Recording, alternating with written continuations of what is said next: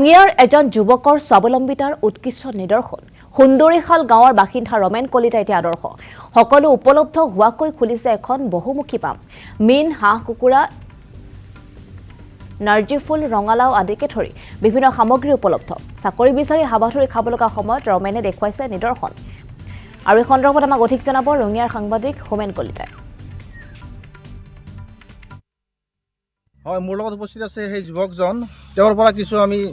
মনৰ ভাৱ জানিব চেষ্টা কৰিম কক কেতিয়াৰ পৰা আপুনি ইয়াত খেতিখন কেতিয়াৰ পৰা কৰি আছে নমস্কাৰ মোৰ নাম ৰমেন কলিতা মই বৰ্তমান ৰঙিয়া সমষ্টিৰ অন্তৰ্গত সুন্দৰীখাল গাঁৱৰ এজন খেতিয়ক হয় মই প্ৰায় 2000 চনৰ পৰা খেতিৰ লগত জড়িত হয় ইয়াত কিমান বিঘা মাটি আছে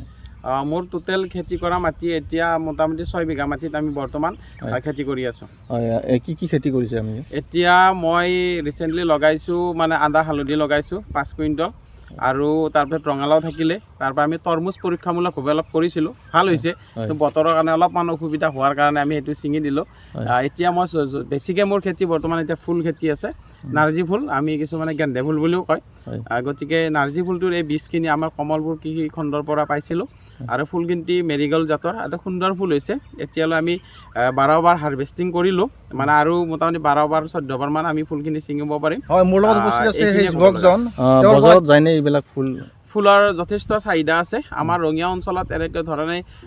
মানে বৈজ্ঞানিক ভিত্তিত বুলি ক'ব লাগিব আমি আগতে ফুলবিলাক মাটিত কৰিছিলোঁ আমি মালচিং পাৰি কৰিছোঁ আপোনালোকে দেখিছে যে আমি মালচিং পেপাৰত ফুলটো কৰিছোঁ পৰীক্ষামূলকভাৱে কৰিছোঁ তো যথেষ্টখিনি ফুল ভাল হৈছে আৰু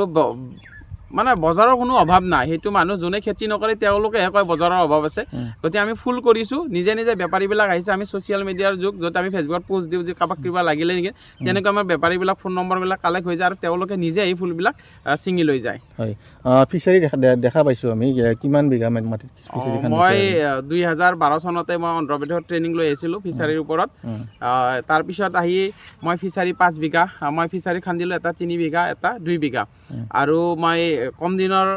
আগত মানে কেইদিনমান আগতে তাৰমানে সন্মানীয় মুখ্যমন্ত্ৰী মহোদয়ৰ আত্মনিৰ্ভৰ আঁচনিৰ পৰা মই ৭৫,০০০ টকা পাবলৈ সক্ষম হৈছিলোঁ আৰু তেখেতৰ সেই পইচাৰে মই ফিচাৰীত ভালদৰে মানে ব্যৱহাৰ কৰিছোঁ অনবাৰৰ তুলনাত এইবাৰ যথেষ্টখিনি মাছ বিক্ৰী কৰিব পাৰিম বুলি আশা ৰাখিছোঁ যোৱা বছৰ কিমান আপুনি মাছ মানে যোৱাবাৰ মিনিমাম আমি 8 কুইণ্টল মান বিক্ৰী কৰিছিলোঁ আৰু কিছু সৰু মাছখিনি ফিচাৰীতে আমি ৰাখি থৈ দিছিলোঁ উচিত মূল্য পাইছিল নে আপুনি উচিত মূল্য মানে এতিয়া কি হৈছে আমাৰ ৰঙিয়া অঞ্চলত ধৰক বৰপেটা বা অন্য ছাইডৰ পৰা যিবিলাক ৰাসায়নিক সাৰ ইউজ কৰা মাছ এইবিলাক আহে আহাৰ ফলত কি হয় মাছটো তেখেতে অলপ কম দামত দিব পাৰে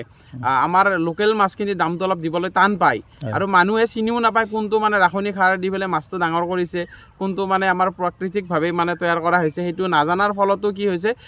মানে অলপ মানুহৰ অসুবিধা হৈছে আৰু সেইবিলাক যদি যথেষ্টখিনি আমি ৰাসায়নিক সাৰ ব্যৱহাৰ কৰোঁ তেতিয়াহ'লে মাছটো মানে খাব পৰা পৰ্যায়ত নাথাকে কিন্তু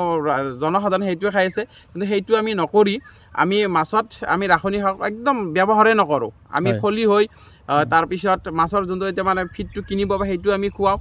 মানে ধানৰ মানে যোনটো গুড়ি চাউলৰ গুড়ি সেইটো খুৱাওঁ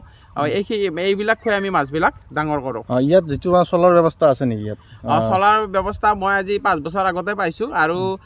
ধন্যবাদো জনাব লাগিব অসম চৰকাৰক সুন্দৰভাৱে দিছে এখন আমি তামোলো খোৱা নাই ইৰিগেশ্যন ডিপাৰ্টমেণ্টক চলাৰ দিয়াৰ কাৰণে গতিকে সেই ডিপাৰ্টমেণ্টক আমি ধন্যবাদ জনাইছোঁ কাৰণ তেখেতসকলে ইমান সুন্দৰভাৱে আমি কাম কৰি দিছে আৰু আমি চলাৰৰ ফালৰ পৰা যোৱাবাৰ বৰষুণ হোৱা নাছিলে আমি এইখিনি মাটিত আমি ধান খেতি কৰিব পাৰিছিলোঁ সুন্দৰভাৱে বিভাগীয় কৰ্তৃপক্ষৰ মানুহ আহেনে ইয়াত সেইটোতো ক'ব লাগিব বিভাগীয় কৰ্তৃপক্ষ আগতকৈ বহুত ভালদৰে আহে তেখেতসকলে প্ৰতিদিনে কেতিয়াবা বৰষুণ মাৰিলে ফোন কৰে আপোনাৰ ফুলটো ভালে আছেনে ৰঙালাওটো ভালে আছেনে আৰু ফিল্ড ভিজিটো মানে এমাহৰ মূৰে মূৰে প্ৰায় আহিয়ে থাকে মানে আপুনি স্বাৱলম্বী হ'বলৈ সক্ষম হৈছে আৰু এই খেতি এতিয়াতো আমি মানে স্বাৱলম্বী হোৱা বুলিয়ে ক'ব লাগে কাৰণ এইখিনি কৰিয়ে আমি চলি আছোঁ পৰিয়াল পোহপাল যেতিয়া দি আছোঁ গতিকে স্বাৱলম্বী ইয়াৰ পৰা আহিছোঁ আৰু কৰিব লগা